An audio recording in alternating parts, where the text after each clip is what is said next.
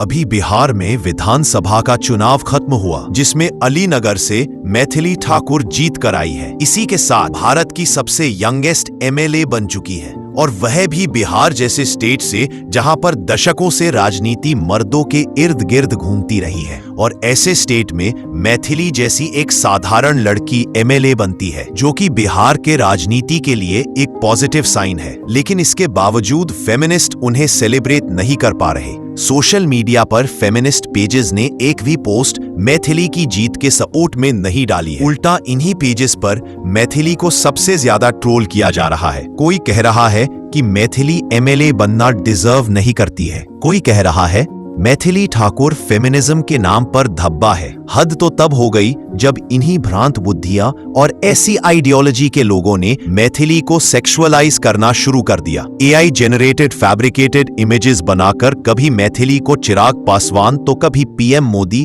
तो कभी किसी और पॉलिटिशियन के साथ जोड़कर उसका कैरेक्टर असैसिनेशन करने की पूरी कोशिश की जा रही है। इसके बावजूद मैथिली की बीजेपी पॉलिटिशियंस के साथ ऐसी एआई वीडियोस बनाई गई हैं जिनको यहाँ पर दिखाया जाना भी पॉसिबल नहीं है। ऐसी रील्स शेयर की जा रही है जिनमें यह कहा जा रहा है कि मैथिली जो है ना, वह एक कुमारी तितली है, ज्यादा टाइम तक उड़ेगी नहीं। ट्विटर और फेसबुक के ऊपर मैथिली के ऊपर गलत गंदी भाषा का प्रयोग करते हुए गंदी गंदी बातें लिखी जा रही हैं। और रेडिट पर तो हालात और भी खराब है। वहां इंसल्ट इस लेवल की है कि रिपोर्ट भी नहीं की जा सकती है यहाँ। लेकिन इसके बावजूद एक भी फेमिनिस्ट मैथिली के सपोर्ट में नहीं आई है, बल्कि इसके बजाय नैरेटिव यह बनाया जा रहा है कि मैथिली बीजेपी की पपेट है, वो गवार है, उसे पॉलिटिक्स की समझ नहीं है, ना वह सुंदर है ना उसके पास दिमाग है, बस लक से जीत गई है, उसे कोई सीरियसली नहीं लेता। कई कमेंट्स तो इतने नीचे गिर चुके हैं कि उनको पढ़ना भी मुश्किल है। मतलब फेमिनिज्म के नाम पर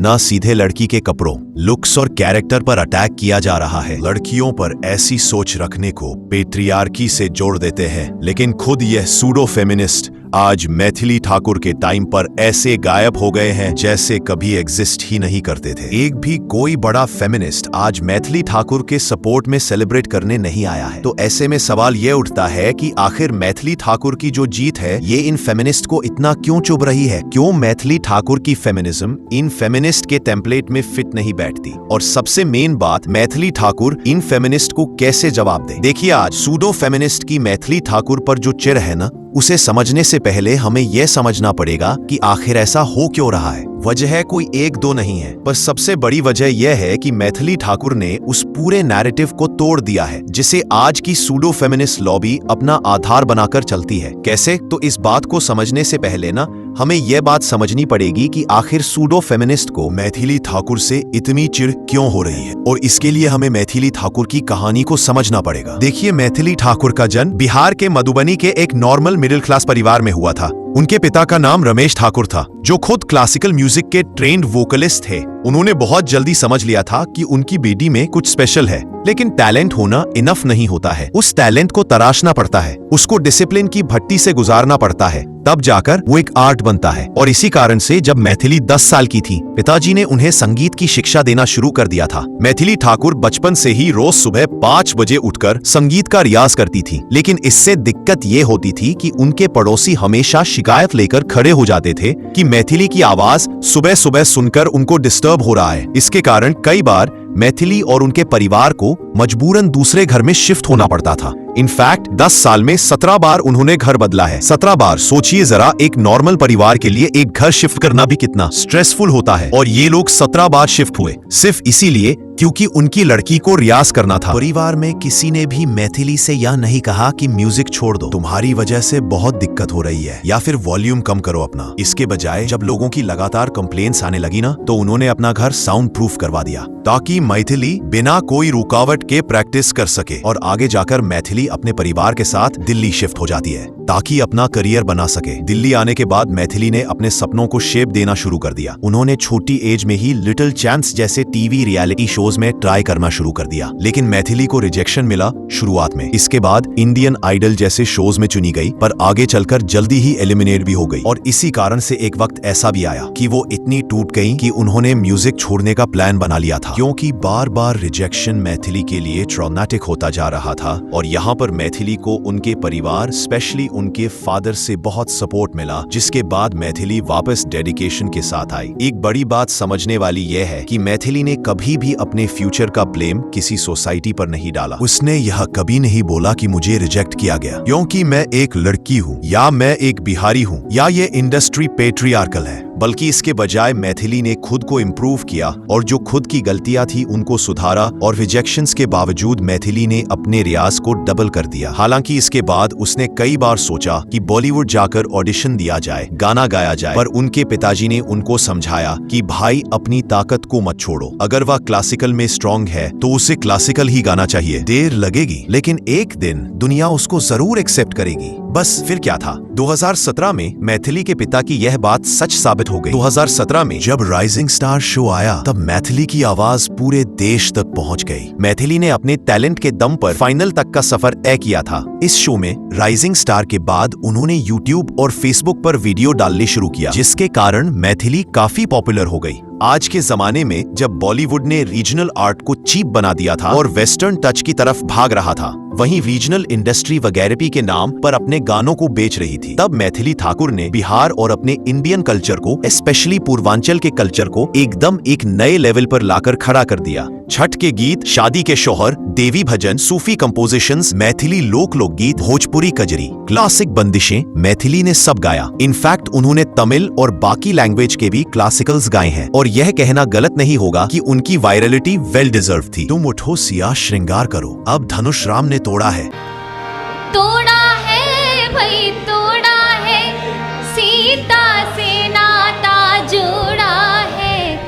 तुम उठो सिया श्रृंगार करो, अब धनुष राम ने तोड़ा है। धीरे धीरे मैथिली अपनी सिंगिंग में और इम्प्रूव करती गई और आगे बढ़ती गई, जिसके कारण उन्हें कई अवार्ड्स मिले, जैसे कि उस्ताद बिस्मिल्लाह खान युवा पुरस्कार, लोकमत सुर Joshna award, state icon of Bihar, even वो क्रिएटर अवार्ड भी जीती। ये सब चीजें कोई 40-45 साल की एज में अचीव करता है, पर मैथिली ने यह सब 25 की एज में अचीव कर लिया। लेकिन इतनी कम आयु में भी फेम के बावजूद मैथिली ने अपने रूट्स और कल्चर को नहीं छोड़ा। इसी दौरान इस बिहार इलेक्शन 2025 में उन्हें बीजेपी अलीनगर से लड़ने के लिए टिकट दे देती है और जैसे ही यह खबर आई कि मैथिली ठाकुर को टिकट मिला है, लिबरल्स और लेफ्टिस्ट ने मैथिली को अप्रिशिएट करने के बजाय कि एक ऐसे मैथिली ठाकुर जैसे यंग लोग भी पॉलिटिक्स में आ रहे हैं, वो भी ऐसी पॉलिटिक्स जहां पर वुमेन का राइज करना टफ माना जाता है, लिबरल्स ने उल्टा मैथिली को मॉक करना शुरू कर दिया। किसी ने कहा मैथिली का जितना तो दूर, इसका जमानत जब हो जाएगा,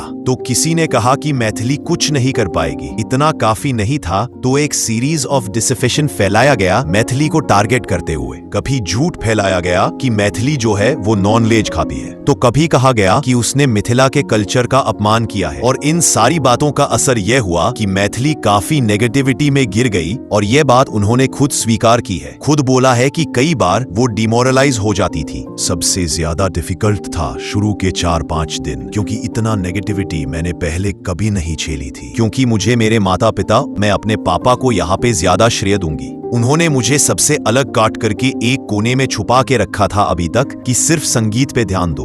बाहर जो भी कुछ बोल रहा है, चाहे तुम्हारे प्रशंसक है, तुम उनको भी मत सुनो, जो तुम्हारी निंदा कर रहे हैं उनको भी मत सुनो। लेकिन अभी मैं ऐसी जगह पर हूँ जहाँ पर मेरे पापा ने एक स्टेप पीछे ले लिया कि अब तुम आगे जाओ और देखो कैसी होती है दुनिया, कैसे जीना है। तो शुरू के 4-5 दिन रो करके बीते। इतना बुरा लोग मुझे बोल रहे थे, मुझे लोग बिल्कुल ऐसे साबित कर रहे थे कि मैं दोषी हूँ, मैं बच्ची हूँ, मुझे कुछ नहीं आता, मैं कहाँ से आ गई हूँ। जिसके बाद मैथिली ने सारी नेगेटिविटी के बावजूद अपने कॉन्स्टिट्यूएंसी में कैंपेनिंग की और गेस व्हाट, वो भारी वोट से जीती है, जिसके कारण 25 की एज में वो बिहार की नहीं पूरे भारत की सबसे यंग एमएलए बन चुकी है, जो अपने आप में एक बहुत बड़ी बात है। बिहार जैसे स्टेट में जहां पेट्रियार्की और मेल डोमिनेंस जो सोसाइटी के अंदर देखा जाता है, वहां 25 की उम्र में एक लड़की का एमएलए बनना जो मिडिल क्लास फैमिली से बिलोंग करती थी, कोई छोटी बात नहीं है। पर इसके बावजूद आज लिबरल्स और फेमिनिस्ट को अब मैथिली ठाकुर से मिर्ची लगने लगी है। और इसका रीजन सिर्फ ये नहीं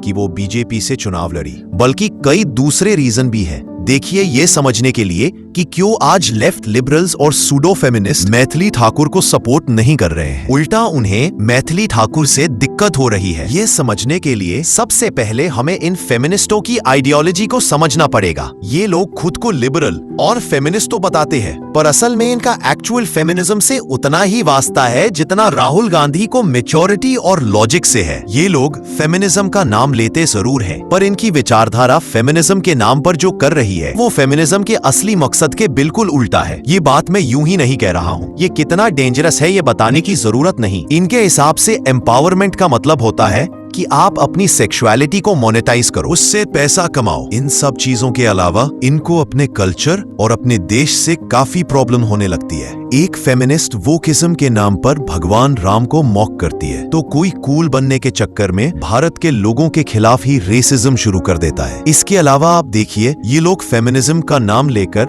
आज हर वो चीज जस्टिफाई करने की कोशिश कर रहे हैं जो बेसिक मोरालिटी के अगेंस्ट जाती है। आप देखेंगे ये लोग हर गलत बिहेवियर को पर्सनल फ्रीडम बताते हैं। लड़की रिलेशनशिप खराब कर दे, पार्टनर को इमोशनली टॉर्चर कर दे, चीटिंग कर दे, प्रॉमिस तोड़ दे, ये सब इनके हिसाब से एम्पावरमेंट है। वायलेंस तक को ये लोग एम्पावरमेंट बता देते हैं। लखनऊ वाली घटना जो थी वह इसका साफ एग्जाम्पल है। लड़की ने सड़क पर लड़के के मुंह पर लगातार थप्पड़ मारे, गिरेबान पकड़ा, बेइज्जत किया, लेकिन इंटरनेट पर पूरा फेमिनिस्ट इकोसिस्टम उसे ही सपोर्ट दे रहा था। लड़का विक्टिम था या नहीं ये सवाल पूछना भी अलाउड नहीं, क्योंकि इनकी नजर में लड़की वायलेंस करे तो ब्रेवरी, लड़का कुछ बोले तो टॉक्सिसिटी। सिलेक्टिव आउटरीच इतने एक्सट्रीम है कि लिंग बदलते ही पूरे मॉरल स्टैंडर्ड्स बदल जाते हैं। लड़की लड़के पर हाथ उठाए तो जस्टिफाइड, लड़का अपने बचाव में रिएक्ट कर दे तो क्रिमिनल। और यही माइंडसेट इनकी पूरी आइडियोलॉजी में घुस चुका है। ऐसे ही ये लोग नैतिकता के बेसिक रूल्स को फेमिनिज्म कहकर ट्विस्ट कर देते हैं। और इसी प्रकार से OTT शोज और फिल्म्स के अंदर भी यही गटर लेवल नैरेटिव पुश किया जा रहा है। स्मोकिंग,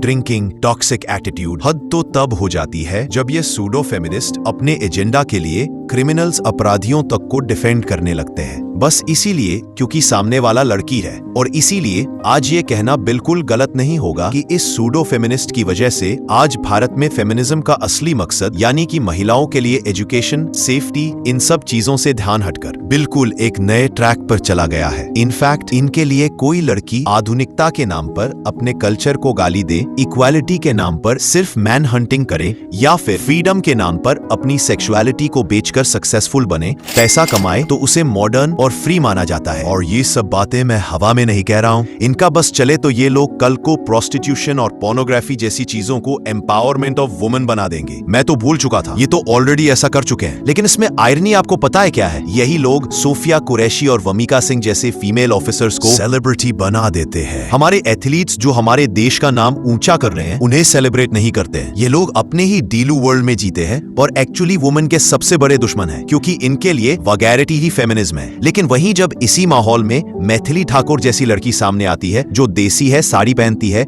बिंदी लगाती है, जो परिवार के साथ सम्मान से रहती है, अपने कल्चर को प्राउडली एक्सेप्ट करती है, इनफैक्ट अपने आर्ट के थ्रू अपने कल्चर को प्रमोट करती है, और सबसे मेन बात मैन हंटिंग नहीं करती, हर चीज में मेल्स को डीह्यूमनाइज नहीं करती, तो ये पूरा सूडो फेमिनिस्ट नैरेटिव हिल जाता है। और यहीं से इरिटेशन शुरू होती है, क्योंकि जो नैरेटिव उन्होंने सालों तक पुश किया है, मैथिली ठाकुर जैसी लड़की उसे पूरी तरीके से गलत साबित कर देती है। देखिए, इस परेशानी की असली समस्या मैथिली की सफलता नहीं है, असली समस्या ये है मैथिली उस पूरे ढांचे को तोड़ देती है जिसके ऊपर आज की सूडो फेमिनिस्ट सोच अपनी राजनीति और अपनी विचारधारा को चलाती है। जरा सोच कर देखिए कि एक ऐसे माइंडसेट के सामने एक लड़की खड़ी होती है जो बिल्कुल अलग, बिल्कुल उल्टा रास्ता चुनती है और फिर भी उनसे ज्यादा सक्सेसफुल हो जाती है, तो ऑब्वियस है मिर्ची तो लगेगी। ऊपर से लिबरल्स और फेमिनिस्ट को सबसे ज्यादा दर्द देती है कि आज मैथिली ठाकुर ओपनली खुद को हिंदुत्व आइडियोलॉजी के साथ अलाइन कर रही है, ओपनली अपने कल्चर को फ्लैट और प्रमोट करती है। मैथिली किसी तरीके की विगैरिटी और चीप ग्लैमर का पार्ट नहीं बनती है, और एक बहुत बड़ा कारण है जलन का, क्योंकि आज सोशल मीडिया पर फेम का बड़ा हिस्सा विगैरिटी, बोल्डनेस, अब्यूसिव बिहेवियर और कंट्रोवर्सी ड्रिवन कंटेंट से आता है। बहुत से इन्फ्लुएंसर्स इसको एम्पावरमेंट का लेवल दे देते हैं। आज जितने भी लोग खुद को सोशल मीडिया के ऊपर फेमिनिस्ट कहते हुए घूम रहे हैं, आप उनकी सोशल मीडिया प्रोफाइल्स को एक बार देख लो।